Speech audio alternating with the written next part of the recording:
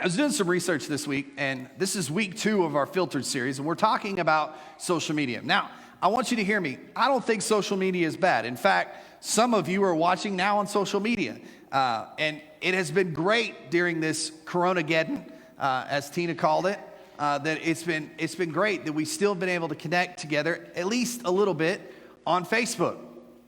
But I did some research this week, and I had a hunch, and the hunch was correct. Now, Russell Clayton, he's a doctoral student at the University of Missouri. He found and studied that approximately 1 in 3 divorces is a result from social media-related disagreements. Later on in 2010, so 10 years ago, the American Academy of Matrimonial Lawyers, yes, I said it right twice, found that 4 out of 5 lawyers used evidence derived from social media networking sites in divorce cases, with Facebook leading the way. And so this was 10 years ago. So imagine how much they're using in divorce cases today. So what I'm saying, guys, is social media can be a force for good, but it also can destroy your life. How many of those people do you think that social media was used in their divorce proceedings thought that social media could destroy their lives? Because here's the thing. The Bible tells us very clearly that all things work together for good. But when sin enters into the world, then things get a little bit hairy. And so what I'm saying to you guys is we have to put some safeguards in place. So the title of today's message is what social media safeguards do I need in my life? What social media safeguards do you need in your life today? The first one is you have to understand boundaries. Boundaries are so important. Exodus 19:12. In fact, when I looked up boundaries, if you put boundaries, there's so many Bible verses. I had to scroll through about 100 of them to narrow down to this one. Exodus 19:12. It says, "And you shall set limits for people all around, saying, take care not to go up into the mountain or touch the edge of it. Whoever touches the mountain shall be put to death." Yeah, exactly. Thanks, Parker, for building that suspense. Death. It's true. It's true. Because what Moses was warning the people is the presence of God was sitting on the mountain that he was talking about. I believe it was Mount Sinai. And if what we understand about the Old Testament is that was pre-Jesus. So their sins were not covered. So if they enter into the presence of God with sin, what happens? They drop dead instantly. And so Moses was saying, you can go up to this point, but you can't go any further. Remember back to the Garden of Eden. God told Adam and Eve, of all these trees you can eat, but this one tree, you cannot eat. Y'all ever do that with your kids? You're like, you can have all of this, but this one thing you can't have. And they're just sitting there going, they can't stop staring at it. Like, you see all these markers? These are washable. This is a Sharpie. You cannot touch it, right? And they're like, I want that Sharpie. Because it's bred into us. I almost feel like we need to do the opposite with our kids. Just say, don't do that. And actually tell them, don't do the thing that you want them to do. And I feel like that'll work out better. Kids, right? Y'all listening? Yeah, you look like it. Maddie's eyes. Dad, what? Dad. Y'all love being in big service, don't you? They're lying, Miss Patty. They're counting down the days till they can be back with you. And so, guys, if we're not careful, social media will expand to absorb any amount of time you will allow it. So it's a key in your life to set boundaries. How many of you, and you don't have to raise your hand, get deep involved in social media? You'll do your TikTok dances, whatever, like this, right? Your TikTok dances. I watch you, I see you.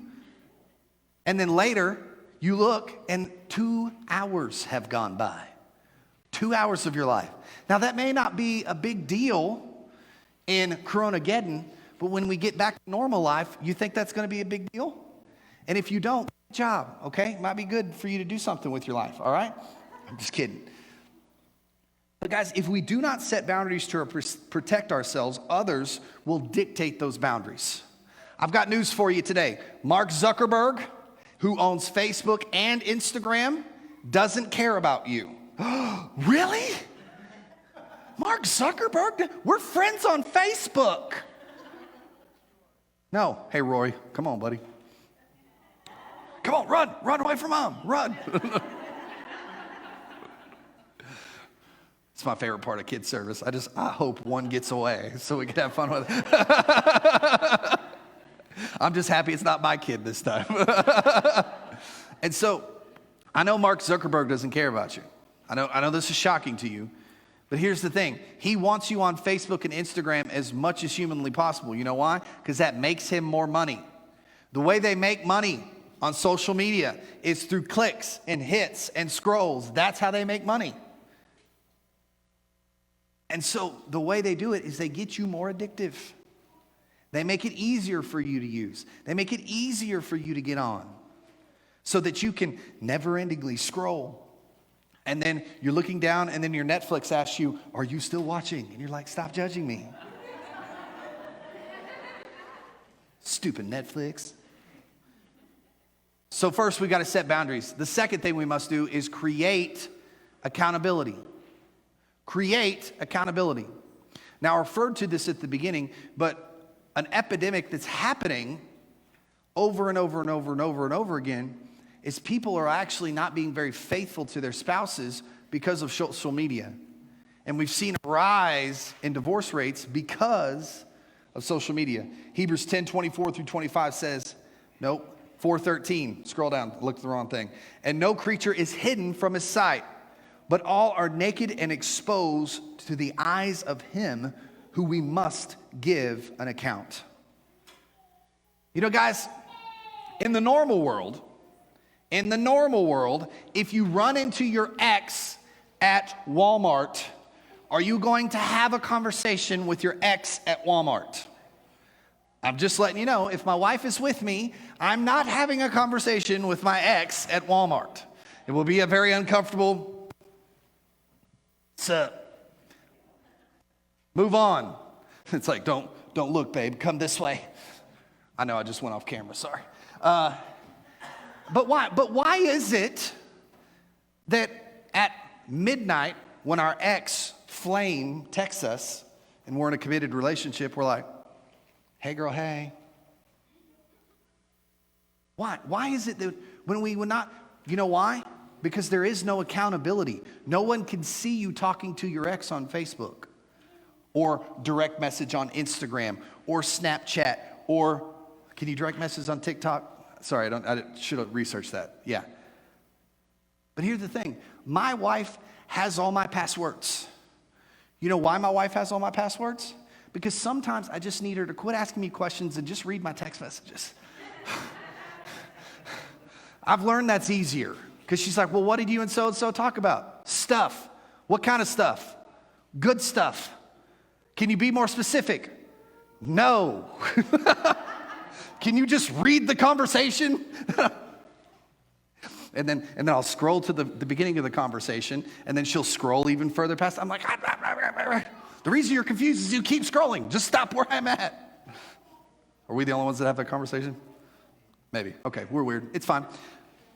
But my wife has all my passwords. You know why? Because I don't have anything to hide. There's no conversations that I have on Facebook that I'm not okay with my wife having.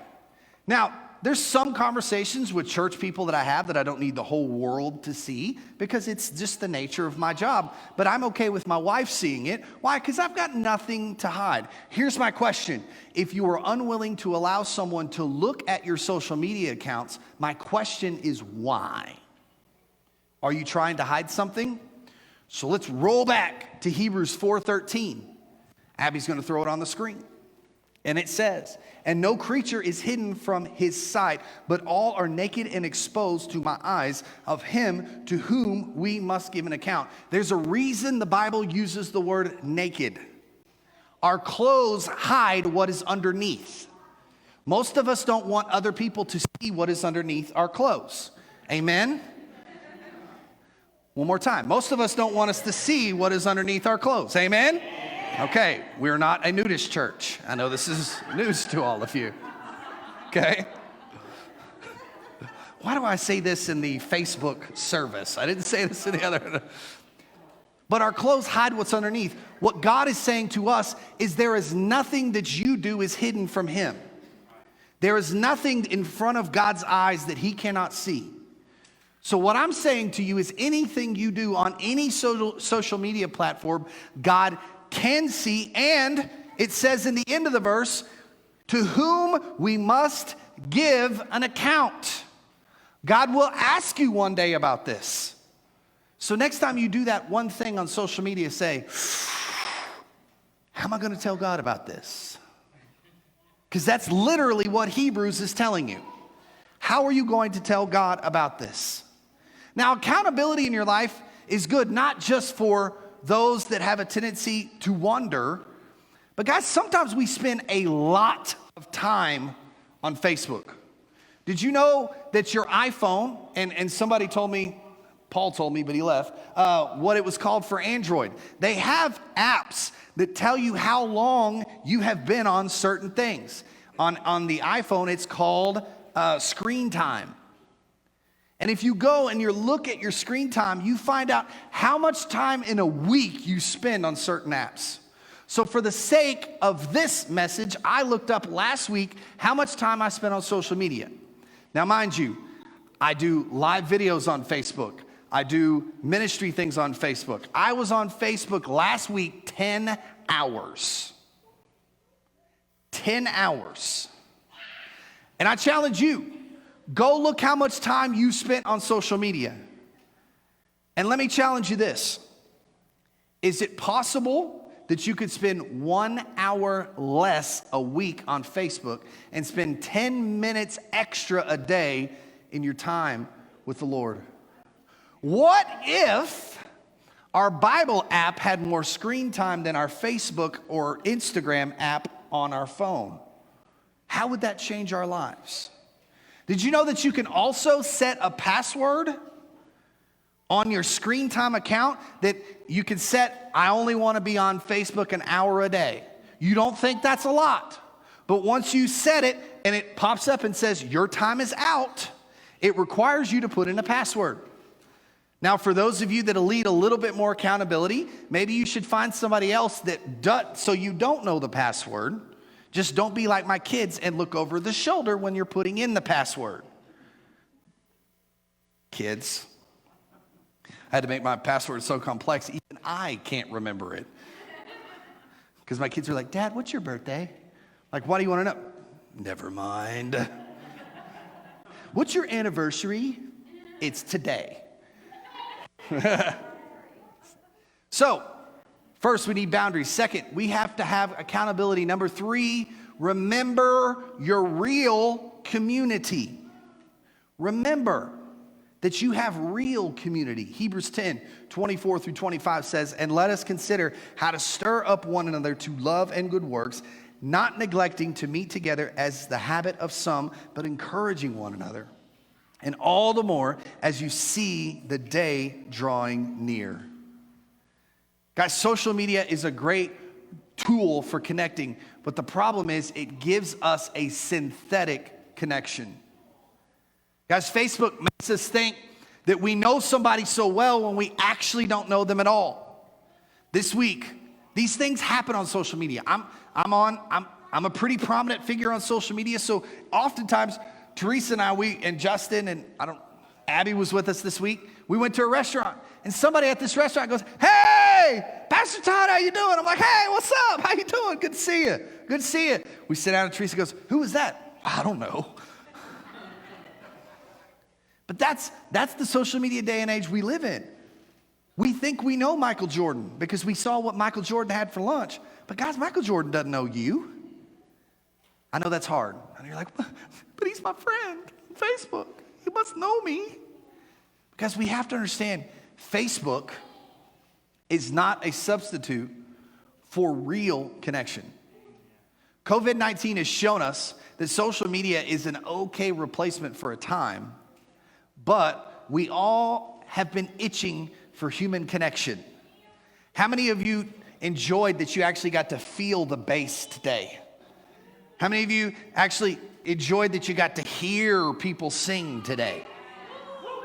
No matter how bad your neighbor sounds, don't tell him, it's fine, okay? The band wears in-ears, we can't hear you, okay? You can't? We okay? I'm just telling them that so they'll sing louder, because most of them sing not so great, but it's fine, it's fine. It's good. The Bible says make a joyful noise, not sing good to the Lord. Amen. That'll preach. Guys, if social media was the real solution for connection, did you know there's some numbers about COVID-19 that they're not putting out? Suicide rate is through the roof. Addiction rate is through the roof. Cook's Children's Hospital is overrun with kids, not with COVID-19, but with abuse. Why? We don't have that interaction or connection with people. Guys, God did not create us to do anything in isolation. God did not create us to do anything alone. You know, back to my theme of unfaithfulness in a marriage, in a relationship. You know, Facebook gives us a false sense of who someone else is. You see this other person, you're like, "Aw, they live such a charmed life. He's so cute. He doesn't wake up looking awful in the morning." Sure he does. Sure she does. You know, guys, everybody that's not married thinks marriage is a fairy tale. I'm here to tell you, birds don't wake up my wife and pick her up and carry her into the bathroom and get her ready every morning. They don't do that. And I don't ride into the bedroom every morning and say, on my white steed, "Hello, I am here." I don't do that. That'd be really cool if I did, but I don't. But here's the problem. We always think the grass is greener on the other side, and we forget to water our own lawn.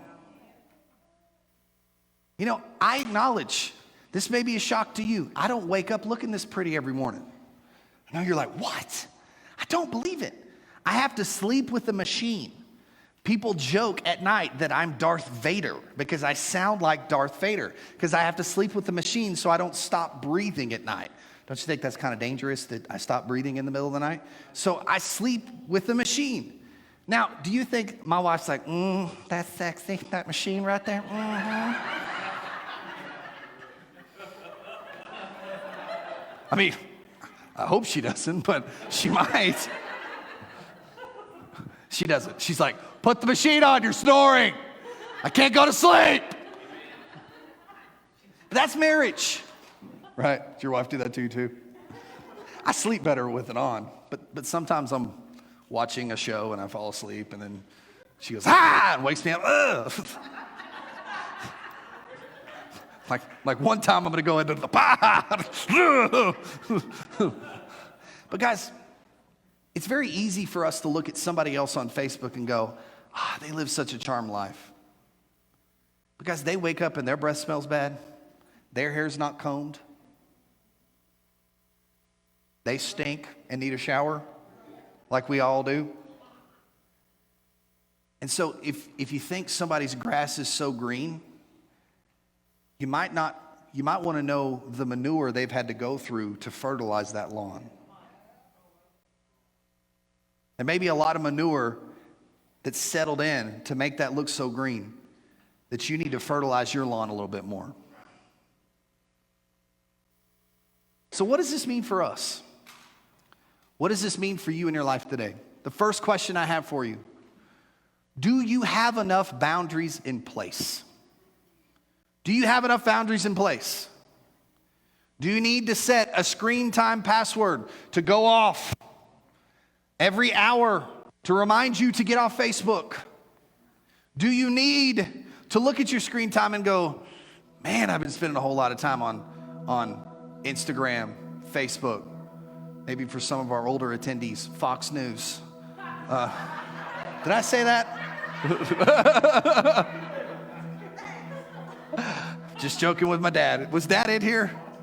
Dang it. Dang it. Most convicted. You want to come to the altar? I always tell when my dad's been at my house, why is Fox News on? Oh, Dad was here. That's not a political statement.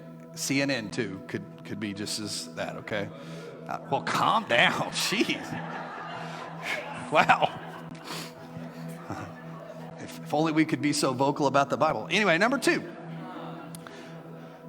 Whoa, the preacher went and stepped in it, huh?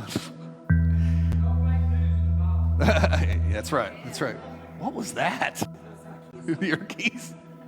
The Lord's sending something. Number 2, do you have any accountability in your life? Any? Guys, I want to tell you, if you want to achieve greatness, if you want to achieve great things, you have to have accountability in your life. Because our nature as humans is we like to be comfortable. And you can't achieve great things and be comfortable. Guys, I'm here to tell you, I know you see me up here. I know you think that Pastor Todd calls the shots. But guys, I have accountability. I was talking to another pastor friend of mine this week, and we talked about, you think in the world, the further you get up on the ladder, the more autonomy you have, the more you get to call the shots. But it's actually the opposite. The further you get up in the world, the more people you have to answer to. Now, I'm not saying that's a bad thing. I love that we have an elder board, we have staff that push me to be better.